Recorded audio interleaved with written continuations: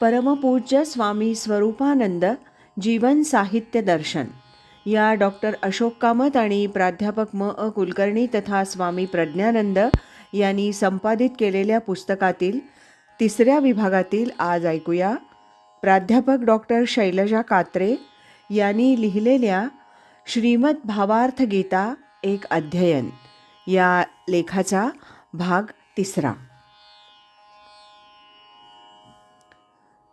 9व्या अध्यायातील भक्तिमार्गाची महती आणि सुलभता सांगणाऱ्या गीतेतील माम हि पार्थ व्यपाश्रित्य येऽपि स्युः पापयोनयः स्त्रियो वैश्यास्तथा शूद्रास्तेऽपि यान्ति परां गतिम्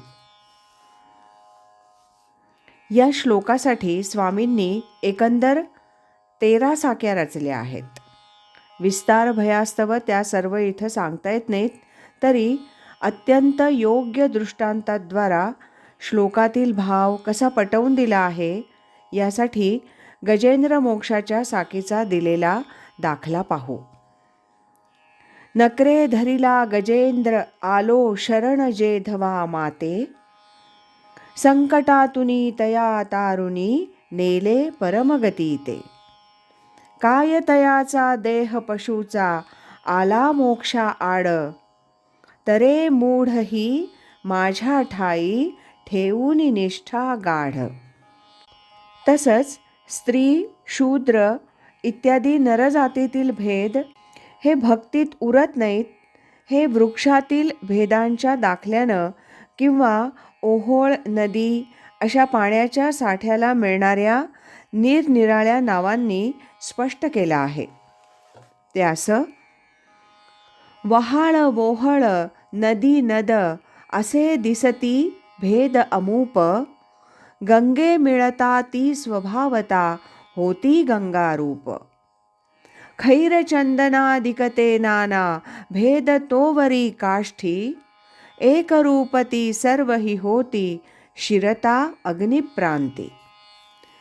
स्त्री शूद्र वणिक पश्वादिक ह्या तवची वेगळ्या जाती करुणी भक्ती जवन पावती मज एका ते जगती.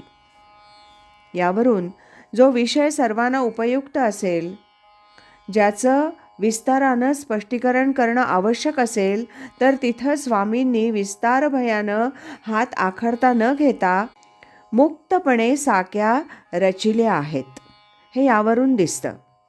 विशेषतः भक्तीची महती आणि त्याचं स्वरूप सांगणाऱ्या या साक्या वाचून कोणाच्याही मनात भक्तीच्या भावना बहरल्याशिवाय राहणार नाहीत याचीही खात्री पटते.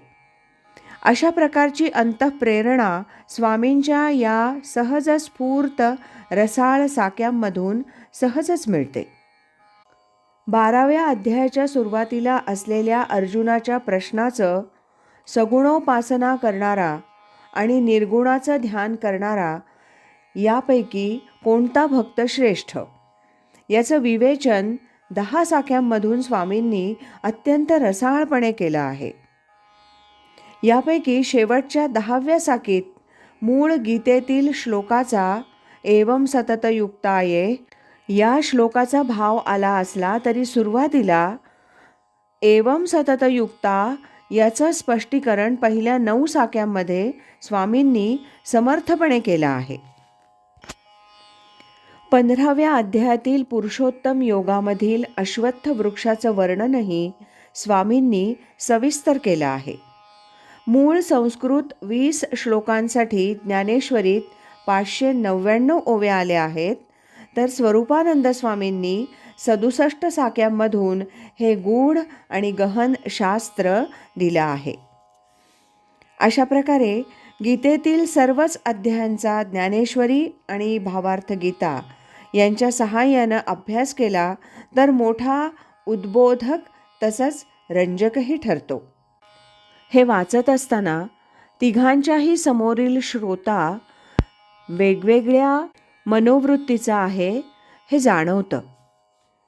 त्याला अनुसरूनच त्या गोष्टींचं विवेचन त्यांनी केलं आहे हे लक्षात येतं. इथं कुणालाही उच्च नीच श्रेष्ठ ठरवण्याचा उद्देश नाही. प्रस्तुत लेखात हे सर्व सांगणं केवळ अशक्य म्हणून मोजक्या उदाहरणाद्वारा वाचकांना सांगण्याचा प्रयत्न केलाय. स्वामींच्या साक्या या समजण्यास अतिशय सोप्या आणि आजच्या मराठीतीलच असल्यामुळं त्याचा अर्थ वा विवेचन केलेलं नाही. 18व्या अध्यायातील ईश्वरच सर्व भूतानाम या 61व्या श्लोकापासून ते मन्मना भव मद्भक्तो या 65व्या श्लोकापर्यंतचा स्वामींनी केलेला अनुवाद वाचताना ज्ञानेश्वरीतील महत्त्वाचा भाग लक्षात येण्यासारखा आहे.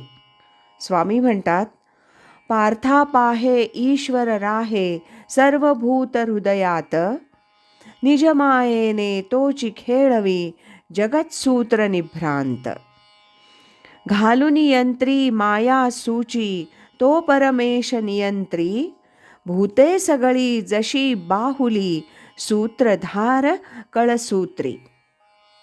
तसंच नष्टो मोह या मूळ श्लोकावरील स्वामींनी रचलेल्या 5 साक्या म्हणजे जणू एका अर्थी गीता तत्त्वज्ञानाचं सारच होय. यातून भगवंतांनी आतापर्यंत 18 अध्यायातून अर्जुनाला केलेला उपदेश त्याला कसा समजला हे अत्यंत सोप्या शब्दात स्वामी सांगतात. ते असं, अर्जुन बोले त्वत्कृपाबळे ज्ञान लाभले पूर्ण, मोह पळाला संशय गेला सर्वथैव निरसून. अससी करता तूची करविता सर्वत्र तुझी सत्ता, रिता तुझविना ठाव दिसेना आला अनुभव पुरता. जगच्चालका विश्वपालका नटुनी अणुअणुतून, तूची आपणा सवे खेळसी विश्वरूप लेऊन. मी पण गळले मज आकळले विश्व तुझ्या आधीन, म्हणून सर्वथा झालो आता तुझ माझीच विलीन. वाक्य तव खरे त्याहून दुसरे नच पाहे कसारे, भक्त तव असे सांगसी तसे आचरेन निर्धारे. आज इथेच थांबूया. यानंतरचा या लेखातला भाग आपण उद्या ऐकूया.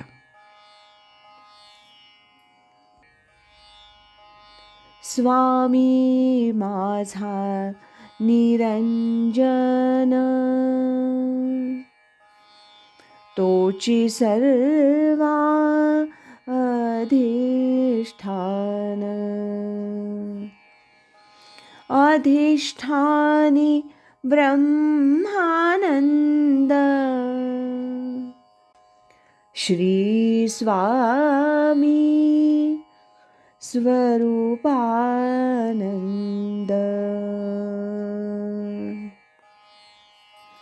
श्रीमत् सच्चिदानंद सद्गुरु श्री स्वामी स्वरूपानंद महाराज की जय.